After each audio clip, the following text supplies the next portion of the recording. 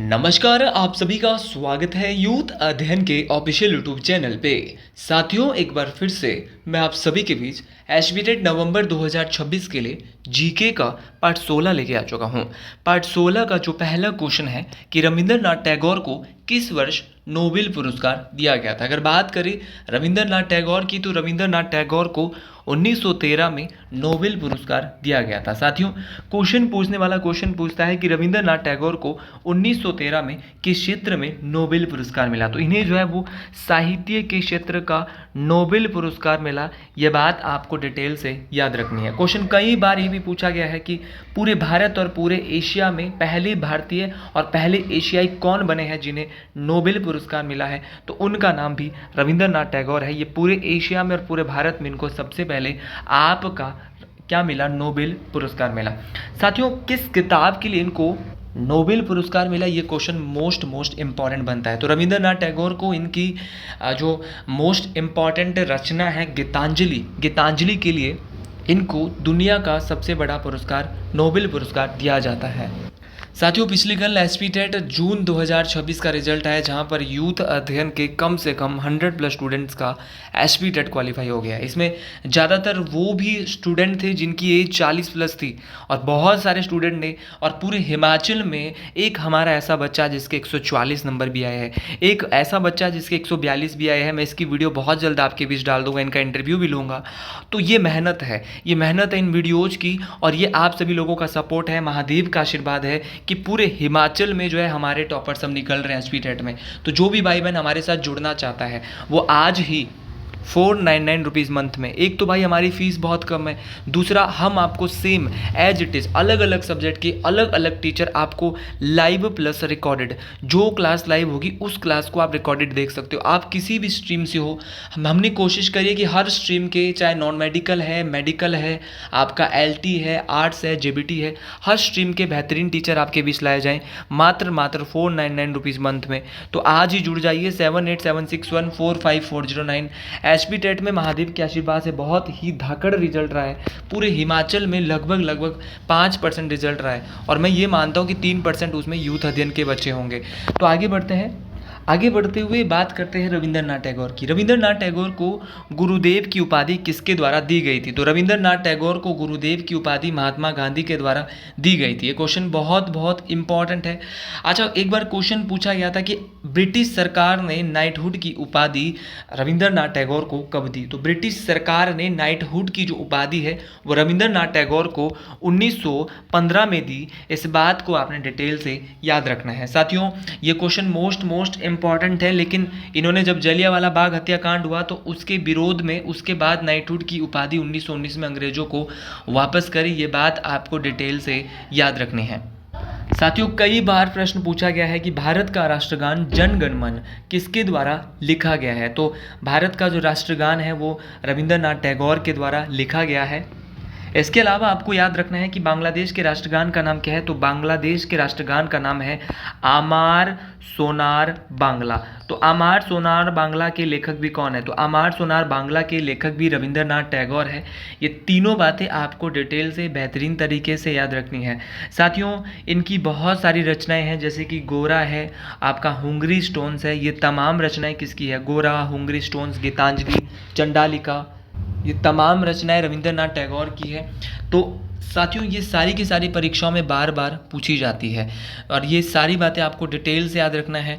इनके द्वारा यहाँ पे जो है वो शांति निकेतन की स्थापना की गई थी। शांति निकेतन कहाँ है। तो शांति निकेतन आपका पश्चिम बंगाल में है, जो कि भारत की एक यूनेस्को साइट भी है।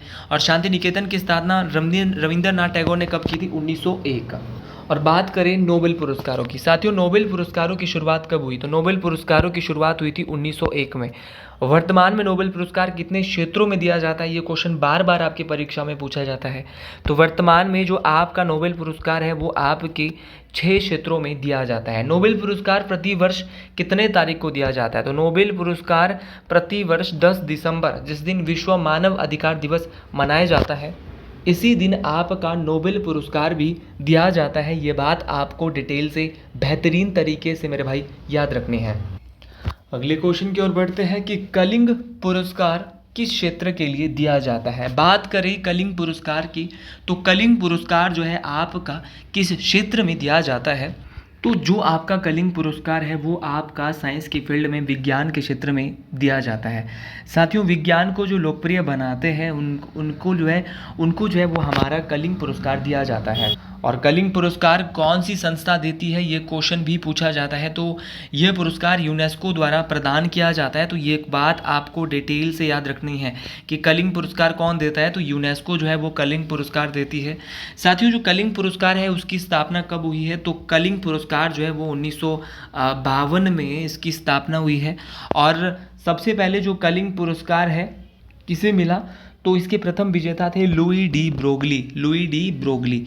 ये बात आपको डिटेल से याद रखनी है। अगले क्वेश्चन की ओर बढ़ते हैं कि बाईचुंग भूटिया किस खेल से संबंधित है। देखिए, बात करें बाईचुंग भूटिया की, तो बाईचुंग भूटिया आपके जो है वो भारत के ऐसे खिलाड़ी है जो कि आपकी फुटबॉल से संबंधित है। ये बात आपको डिटेल से याद रखना है। कई बार टेट परीक्षाओं में सीधा क्वेश्चन पूछा गया है कि सिक्किमी स्नाइपर के नाम से किसे जाना जाता है, तो सिक्किमी स्नाइपर के नाम से आपके बाईचुंग भूटिया को जाना जाता है। ये बात आपको डिटेल से याद रखना है। साथियों, उसी प्रकार कई बार यहाँ पे टेट परीक्षाओं में अब क्वेश्चन पूछा जाता है कि सुनील छेत्री कौन सी गेम खेलते हैं, तो सुनील छेत्री भी आपके फुटबॉल के प्लेयर है बाईचुंग भूटिया की तरह। ये बात भी आपको डिटेल से याद रखना है। साथियों, कई दफ़ा सीधा क्वेश्चन पूछा जाता है कि नीरज चोपड़ा किस खेल से संबंधित है, तो नीरज चोपड़ा आपके भाला फेंक या जेवलिन थ्रो गेम से संबंधित है। ये बात आपको डिटेल से याद रखना है। साथियों, एक बार बहुत ही बेसिक क्वेश्चन पूछा गया था कि विश्वनाथ आनंद और आर प्रज्ञानंद, तो आर प्रज्ञानंद और विश्वनाथ आनंद किस गेम से है, तो वो चेस खेलते हैं, आपका शतरंज गेम खेलते हैं। ये बात आपको डिटेल से याद रखनी है। साथियों, एक बार बहुत ही बेहतरीन क्वेश्चन पूछा गया था कि आपका अभिनव बिंद्रा और मनु भाकर किस गेम से है, तो वो आपकी निशानेबाज है। ये बात आपको शूटर है। ये बात आपको डिटेल से याद रखनी है। आपका विराट कोहली, रोहित शर्मा क्रिकेट खेल से संबंधित है। बहुत ही बेसिक क्वेश्चन है, बच्चे को आते हैं। लेकिन एक क्वेश्चन पूछा जाता है कि लिएंडर पेस किस गेम से संबंधित है, तो लिएंडर पेस आपका किससे है, लिएंडर पेस आपके टेनिस गेम खेलते हैं। अच्छा, यहाँ पर एक गेम और है और यहाँ पे उस गेम का नाम यहाँ पे क्या है, तो उस गेम का नाम है बैडमिंटन। तो बैडमिंटन के प्रसिद्ध खिलाड़ी जैसे कि आपका बैडमिंटन कौन खेलता है, पीवी संधू है, साइना नेहवाल है।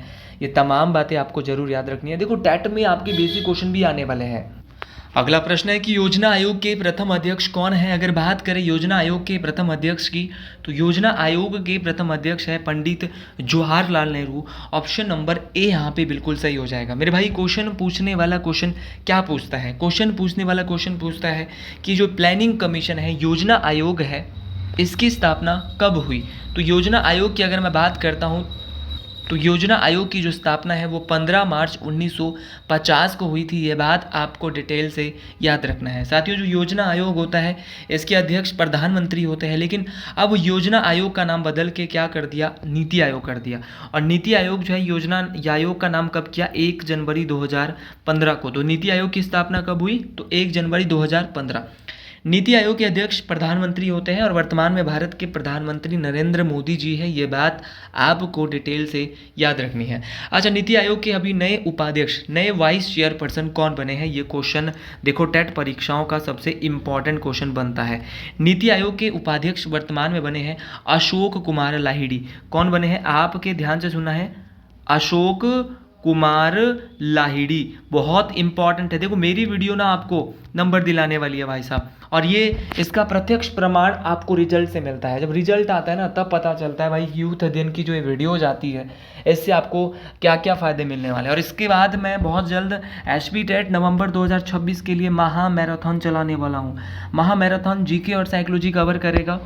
आप किसी भी स्ट्रीम से हो, 60 में से 50 नंबर आपके महा मैराथन वीडियोस को देख के कहीं भी नहीं जाने वाले हैं। मेरे भाई, ये टेट का एक्सपीरियंस है, कम से कम एचपी टेट के लिए 2-2.5 साल से पढ़ा रहा हूँ और 2-2.5 साल में 2000 से ज़्यादा सिलेक्शन एचपी टेट में बच्चों को दे चुका हूँ।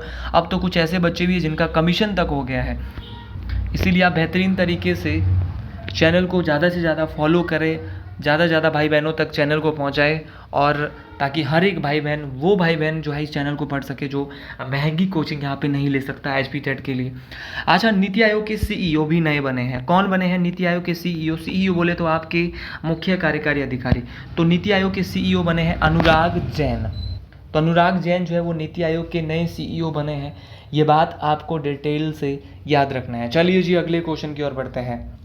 अगला प्रश्न है कि कांगड़ा पेंटिंग जो पुस्तक है वो किसने लिखी है? तो कांगड़ा पेंटिंग या travel in the western Himalayas, कौन सी बुक है? एक है कांगड़ा पेंटिंग, एक है travel in the western Himalayas. तो ट्रेवल इन द वेस्टर्न नहीं है, वेस्टर्न है, माफ़ी चाहूँगा। तो travel in the western Himalayas और कांगड़ा पेंटिंग जो बुक है वो लिखी है MS Randhawa. Option number B के साथ हम जाने वाले हैं, और ऑप्शन नंबर बी यहाँ पे बिल्कुल सही हो जाएगा। मेरे भाई क्वेश्चन पूछने वाला क्वेश्चन क्या पूछता है? क्वेश्चन पूछने वाला क्वेश्चन आपसे ये पूछता है कि आपका एक किताब है जो कि बार बार परीक्षाओं में पूछी जाती है, उस किताब का नाम है कंट्री लाइफ। तो कंट्री लाइफ जो बुक है वो लिखी है किसने? नोरा रिचर्ड्स ने।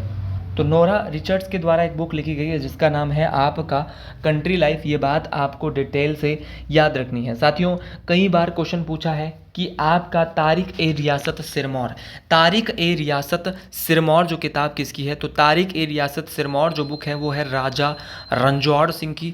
टेट परीक्षाओं में ही सीधा क्वेश्चन पूछा गया है कि आपका मृग तृष्णा बुक किसकी है? तो मृग तृष्णा हो गया, लाजो हो गया, पहाड़ बेगाने नहीं हो गया, हिमालय पर लाल छाया, कंट्री लाइफ। और एक बुक है राजनीति की शतरंज।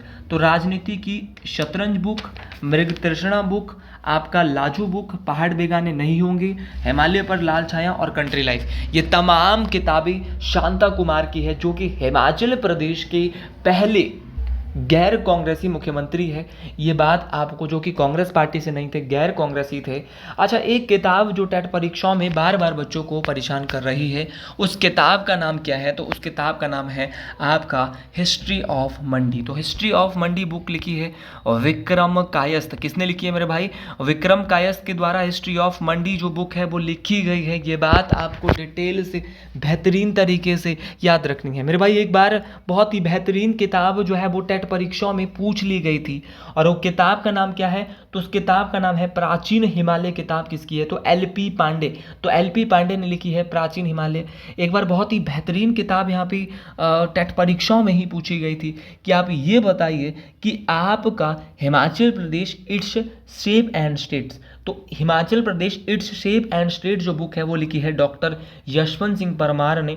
ये भी बहुत बहुत इंपॉर्टेंट है। तमाम किताबें ही इंपॉर्टेंट है, तमाम किताबें परीक्षा में पूछी जाती है, और हर एक किताब मोस्ट इंपॉर्टेंट रहने वाली है। अच्छा, किन्नर देश और हिमाचल परिचय। किन्नर देश और हिमाचल परिचय जो बुक है वो लिखी है आपकी राहुल संस्कृत्यान। किसने लिखी है? राहुल संस्कृत्यान का नाम आपको जरूर याद रखना है। एक बार बहुत ही बेसिक किताब, बहुत ही इंपॉर्टेंट किताब, बुद्धिस्ट मोनेस्ट्रीज। तो बुद्धिस्ट मोनेस्ट्री जो किताब है वो लिखी है OC हांडा। किसने लिखी है? OC हांडा का नाम आपको जरूर याद रखना है। देखो, ये जितने भी मैं आपको किताबें बता रहा हूँ ना वो बहुत बहुत इंपॉर्टेंट है। अच्छा, travel in the Himalayas province of Hindustan, क्या बोलेंगे? Travel in the Himalayan province of Hindustan जो बुक लिखी है वो लिखी है विलियम मोल क्राफ्ट ने। अगला प्रश्न है कि हरा मफलर किससे संबंधित है? साथियों, जो हरा मफलर है वो आपका नॉइज़ पॉल्यूशन, ध्वनि प्रदूषण से संबंधित है। मतलब कि ये ग्रीन मफलर जो होता है, आपका जो ग्रीन मफलर होता है, इसका मतलब क्या होता है? तो ग्रीन मफलर मतलब कि जो अत्यधिक आबादी वाले या जो शोर शराबा वाले जो क्षेत्र है, जहाँ पे जो जैसे हाईवे है, औद्योगिक क्षेत्रों के किनारे जो हरे पौधे या वृक्ष होते हैं, उनको 4 से 6 पंक्तियों में लगाने की एक तकनीक है ग्रीन मफलर। तो ये हमारा जो हमारा ध्वनि प्रदूषण है उससे संबंधित है, और ये बात आपको डिटेल से याद रखनी है। ऐसे क्वेश्चन भी टेट में 20 बार आ जाते हैं, और मैं बोलता हूँ कि कुछ क्वेश्चन ऐसे होंगे जो आपको परेशान करेंगे टेट परीक्षा में, इसीलिए आपको इन क्वेश्चन की छटनी करनी है और बेहतरीन तरीके से उनको साइड निकालना है। अगला प्रश्न है कि विश्व का दूसरा सबसे ऊंचा पर्वत कौन सा है? तो विश्व का दूसरा जो सबसे ऊंचा पर्वत है वो हमारा K2 है, और K2 की बात करें तो इसको गॉडविन ऑस्टिन के नाम से भी जाना जाता है।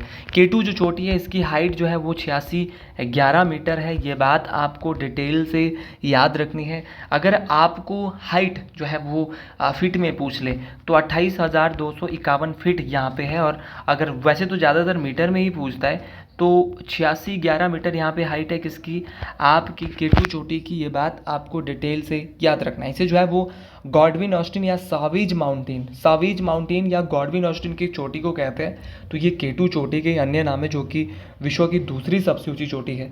अच्छा, पूरे दुनिया की सबसे ऊंची चोटी कौन, विश्व की दूसरी सबसे ऊंची चोटी है, माफ़ी चाहूँगा, केटू विश्व की दूसरी सबसे ऊंची केटू है। लेकिन विश्व की सबसे ऊंची की बात करें तो आपकी माउंट एवरेस्ट है। माउंट एवरेस्ट की जो हाइट है वो कितनी है, तो माउंट एवरेस्ट चोटी की जो हाइट है वो 88-48.86 मीटर है। ये बात आपको डिटेल से याद रखनी है। साथियों, जो माउंट एवरेस्ट चोटी है ये नेपाल में स्थित है, और नेपाल में इस चोटी को सागर माथा के नाम से जाना जाता है। अच्छा भाई, क्वेश्चन पूछने वाला क्वेश्चन पूछता है कि कंचनजंगा चोटी पूर्णतः भारत की भूमि पर आने वाली सबसे ऊंची चोटी है। तो भारत की भूमि में स्थित भारत की सबसे ऊंची चोटी, तो वो आपकी कौन सी है, कंचनजंगा है। कंचनजंगा की हाइट बता देंगे, तो कंचनजंगा की हाइट 85-86 मीटर है। ये बात आपको डिटेल से याद रखनी है। अच्छा, धौलागिरी जो है वो दुनिया का 14वां सबसे ऊंचा पर्वत है, जिसकी हाइट 81-67 मीटर है। ये भी नेपाल में है। धौलागिरी भी आपका कंचनजंगा भारत में है, सिक्किम में है, और माउंट एवरेस्ट कहाँ पर है, नेपाल में है। ये तमाम बातें, तमाम क्वेश्चन आपको डिटेल से याद रखना है। चलिए जी अगले क्वेश्चन की ओर बढ़ते हैं। अगला क्वेश्चन है कि सत्रिया किस राज्य का शास्त्रीय नृत्य है। अगर बात करें सत्रिया की, तो सत्रिया जो है वो भारत के असम राज्य का शास्त्रीय नृत्य है, और ये भारत का 8वां, क्वेश्चन पूछेगा भारत का 8वां क्लासिकल डांस, तो वो आपका सत्रिया है। मेरे भाई, क्वेश्चन पूछने वाला क्वेश्चन पूछता है कि सत्रिया भारत के असम में किया जाता है, इसको क्लासिकल डांस कब बनाया गया। तो सत्रिया को सन 2000 में क्लासिकल डांस का यहाँ पे दर्जा दिया गया था। ये बात आपको डिटेल से याद रखनी है। साथियों, क्वेश्चन पूछने वाला क्वेश्चन पूछता है कि भारत में कुल कितने शास्त्रीय नृत्य है, क्लासिकल डांस है। तो शास्त्रीय नृत्य होते हैं जो प्राचीन, बोले तो बहुत पुराने समय से किए जा रहे हैं, और भारत में वर्तमान में 8 शास्त्रीय नृत्य है। अब क्वेश्चन ये भी पूछा जाता है कि 8 में से सबसे पुराना क्लासिकल डांस, सबसे पुराना शास्त्रीय नृत्य कौन सा है। तो मेरे साथी, भारत का सबसे पुराना शास्त्रीय नृत्य जो है वो आपका भरतनाट्यम है। अच्छा, भरतनाट्यम भारत का सबसे पुराना है। ये कहाँ किया जाता है, तो भरतनाट्यम आपका तमिलनाडु में किया जाता है, और तमिलनाडु में ये मंदिरों को समर्पित है। भरतनाट्यम भारत का ऐसा शास्त्रीय नृत्य है जिसका अन्य नाम क्या है, सादिर। तो भरतनाट्यम भारत का सबसे पुराना है, तमिलनाडु में किया जाता है। भारत का सबसे प्राचीन है, और किसका पुराना नाम क्या है, सादिर है, और तमिलनाडु में ये मंदिरों को समर्पित है। अच्छा, भारत का ऐसा कौन सा राज्य है जहाँ पर 2-2 शास्त्रीय नृत्य 8 में से किए जाते हैं, तो केरल के 2-2 क्लासिकल डांस है। एक है मोहिनी अट्टम, ध्यान से सुनना है, एक तो है मोहिनी अट्टम, और एक है आपका कथकली। क्या है, कथकली। तो देखो, मोहिनी अट्टम में आगे मोहिनी आ रहा है, लड़की का नाम है, तो मोहिनी अट्टम बोले केरल का ऐसा क्लासिकल डांस जो महिलाओं के द्वारा किया जाता है, और कथकली ऐसा जो पुरुषों के द्वारा किया जाता है। ये बात आपको डिटेल से याद रखनी है। साथियों, क्वेश्चन पूछने वाला क्वेश्चन पूछता है कि आपका कुचिपुड़ी बोले भैया, कच्ची पूड़ी खाई किसने, तो कच्ची पूड़ी से बोलेंगे कुचिपुड़ी, से बोलेंगे कच्ची पूड़ी, और कच्ची पूड़ी खाता है अंधा, अंधे से बोलेंगे आंध्र प्रदेश। याद रखने के लिए मेरे भाई, तो याद रखना है, कच्ची पूड़ी खाई आंध्र प्रदेश। तो कुचिपुड़ी कहाँ का है, आंध्र प्रदेश का है। याद रखने के लिए कुछ भी ट्रिक आपको याद रखनी पड़ती है। अच्छा, कथक कहाँ का है, कथक बहुत इंपॉर्टेंट है। अगर कथकली केरल का है तो कथक आपका यूपी का है। उसी प्रकार मणिपुरी मणिपुर का है, ओडिसी ओडिशा का है। अच्छा, पीतल की थाली में किया जाने वाला क्लासिकल डांस, तो वो आपका कुचिपुड़ी है। मेरे भाई, जो आपके शास्त्रीय नृत्य है वो कहाँ से लिए गए हैं, तो शास्त्रीय नृत्य आपके नाट्य शास्त्र से लिए गए हैं, जिसको पंचम वेद भी कहते हैं। तो साथियों, आज के लिए इतना ही। वीडियो अच्छी लगी है कमेंट बॉक्स में ज़रूर लिखें। हर हर महादेव।